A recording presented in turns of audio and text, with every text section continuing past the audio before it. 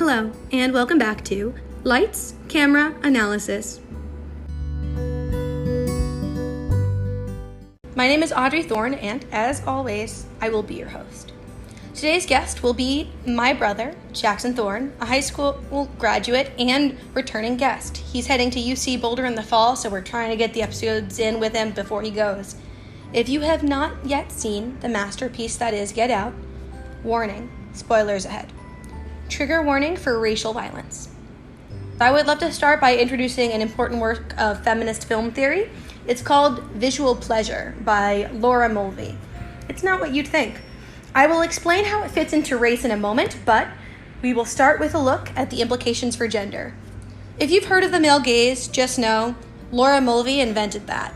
Her essay focuses primarily on the political implications of the male gaze. Now, Jackson hasn't heard of the male gaze before, so Jay, stop me if I'm saying anything confusing. So the idea of the male gaze comes from what Sigmund Freud calls scapophilia. What? Freud discussed scapophilia as a process by which someone views a person as an object rather than a full person with thoughts and feelings. You're going to need to break that down a little bit more.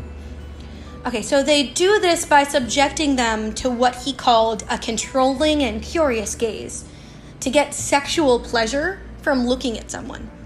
The looker makes the person into an object. Another word for that is objectification.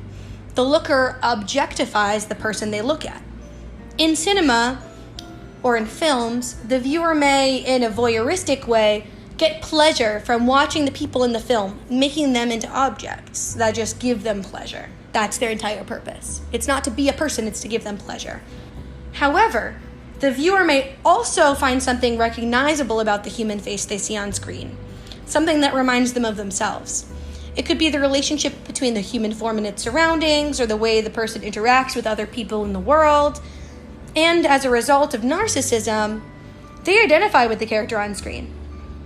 So the viewer sees someone like them and relates to them, and the viewer sees someone not like them and doesn't relate to them, and so thinks of them as an object instead of a real person. Exactly. As a result of the sexual imbalance in the real world, pleasure in looking has been split between active males and passive females. The man makes the decisions, and the woman receives decisions. Men on screen watch women and make the viewer relate to men instead of women, even if the viewer themselves is a woman like I am. Then, the women on screen become nothing more than an image. So the director of a film does this by coding women for strong visual and erotic or sexual pleasure so that they can be seen to give off to be looked at-ness. That's also known as when you line up the gaze of the person who's watching someone with the camera.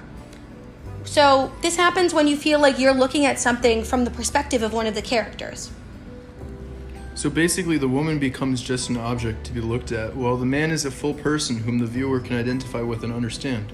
We see the woman from the perspective of the man. We objectify the woman. Exactly. And the holder of the gaze, the people we identify with, they don't need to be a man to be oppressive. They can also be white. Oh, like in The Help or the movie The Blind Side. Exactly. Audiences watch films like The Help and The Blind Side through a white gaze. That's something not a lot of people have heard of. But the white gaze means that you are only seeing black people as existing when white people are around. And you're only seeing black people in relation to white people. And when white writers and white directors ask black actors to inaccurately represent black experiences so that they can use their blackness as a prop to make white people look good, they ask black actors to repress their beliefs and objections to make a living. They ask them to enter a second place and become a body to be used by white people. We do not see an authentic reaction to situations by oppressed characters. The characters themselves are asked to repress their consciousness, to limit themselves to objects. So the sunken place is a metaphor from Get Out that transfers to real life, where black actors and black characters enter the sunken place, essentially, and become just a body that can be used to make white people look good. The white gaze can also be used to create a white savior film. This is a little bit more common. You might have heard of this before. A white savior film perpetuates or spreads the idea that people of color need white people to save them, as if people of color cannot take care of themselves, as if people of color cannot create value without the vital aid of the almighty white man, which is ridiculous. But according to Matthew Huey, the white savior film is the genre in which a white messianic character saves a lower class or working class, usually urban or isolated non-white character from a sad fate.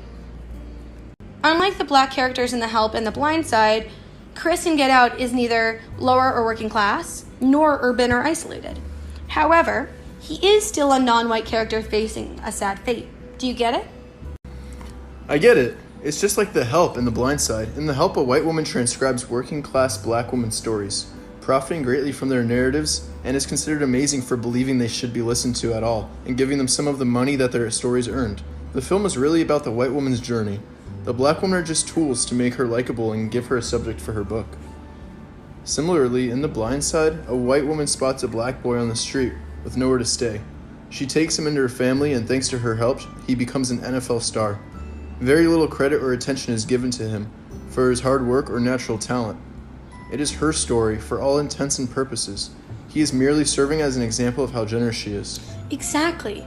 But Get Out subverts the white gaze, offering a narrative shown through the eyes of black characters. The film starts with Andre.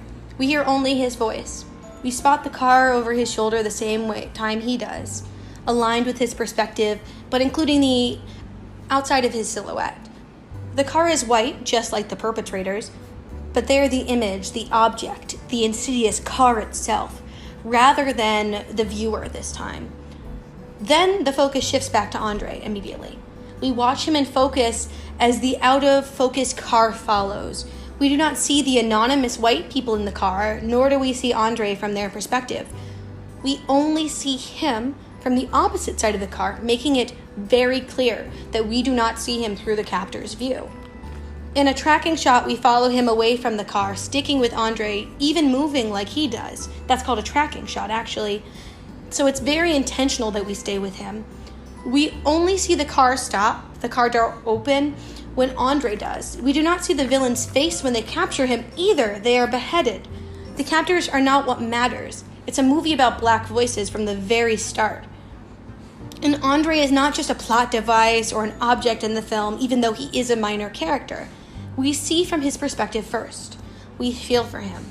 And then we circle back to him time and time again throughout the film, in photos, in person, on Google, etc. He utters the titular line, or the line that gives the film's title, "Get out!" And he's right. He matters. Perhaps because Black Lives Matter. He is not just a victim. He has a name and a perspective and a voice. That's the insight that comes with defying the white gaze. His fear is a gift to the viewer. You are next. When you are black, you are not necessarily safe from attacks by white people, even walking down the street, even when you're playing it safe, spotting the potential threat and walking away as you mutter to yourself, "Not today," like Andre did. It builds some empathy and understanding for innocent people who get smeared instead of avenged. The white audience inhabits the fear of being under attack for one's blackness, even when they do everything right. And for non-white individuals, it's probably a somewhat familiar feeling. As a white passing person, I can't speak to that perspective. But if you as an audience member were waiting for Chris's white girlfriend to save him from her family, you misplaced your trust. She's been in on it the entire time. There is no white savior in this film, and the thought that there would be is silly, given her role in doing the opposite. Without demonizing white people as a whole, it also warns us that white people profit from the current system, and that it is part of what makes them so dangerous. White people often do something called gaslighting to black people, even without knowing it sometimes. A lot of people have experienced gaslighting, even if they haven't heard the term before. Can you give us the definition, Jay? Sure. According to Robin Stern, a licensed psychoanalyst and the associate director of the Yale Center for Emotional Intelligence, gaslighting refers to the act of undermining another person's reality by denying facts. the environment around them, or their feelings. Targets of gaslighting are manipulated into turning against their cognition, their feelings, and who they fundamentally are as people. For gaslighters, the technique is a way to control the moment in the relationship, to stop the conflict, to ease some anxiety, and feel in charge again. It's a way for someone to deflect responsibility and to tear down someone else, all the while keeping the other person hooked, especially if what they are hooked on is the desperate need to please another person or prove that person wrong. It's an infuriating and dangerous practice, even when done unintentionally.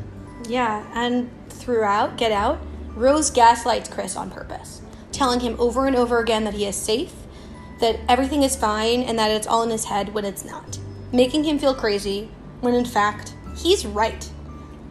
I'm brought back to the memory of seeing the phone unplugged time and time again, and the intentionality behind that, and Chris saying, "This is really strange. This shouldn't be happening," and Rose being like, "You're acting wild, you're acting crazy, like, what, you think people are in love with me and that's why they're unplugging your phone? You're so hot, people are just unplugging your phone." She's gaslighting him. She's invalidating his reality, which is reality, and that's messed up. And then in the end, as Chris wraps his fingers around Rose's neck in the final scene, I'm reminded of two things. I think of the classic trope and fear pumped into the mainstream as if black men hurt, rape, and kill white women. The imagery of his fingers around her neck reminds me of Shakespeare's Othello, as the black Othello strangles his love, the white Desdemona. But it also reminds me of Bell Hooks' point about the manifestation, what she called a killing rage. She said that incident after incident in which they found themselves suppressing the longing or desire to violently respond to verbal racist statements and assault. Even though she experienced killing rage herself, she was appalled by the intensity of those feelings. We can see Chris too is appalled by the intensity of his feelings as he strangles her, as the longing to violently respond to the extreme violation of his personhood, to her portrayal, and even back to the verbal racist statements and microaggressions earlier in the film. And in the ending, as he strangles her, the audience shares one collective thought: finish her, as in any other horror film. But instead, the police lights flash on Chris's face, and we must remember the broken criminal justice system. The criminal justice system is a complete mess. That's why the Black Lives Matter movement means so much to so many people. According to the now well-known book, The New Jim Crow by Michelle Alexander, in 2006, 1 in every 14 black men were behind bars, compared to 1 in 106 white men. That means a black man is over 7 times more likely to be arrested than a white man is. On top of that statistic, 1 in 9 black men aged 20 to 35 was or had been behind bars. According to Michigan State University research, African American prisoners who are convicted of murder are about 50% more likely to be innocent than other convicted murderers and spend longer times in prison because of it. We must remember the black men and women who do not even make it to processing, instead are killed in the all too common occurrence of police brutality. We must remember that an all-white jury is primed to see young, strong black men accused of killing his white girlfriend and see guilt in it. Which is the situation that Chris would be in, I totally agree.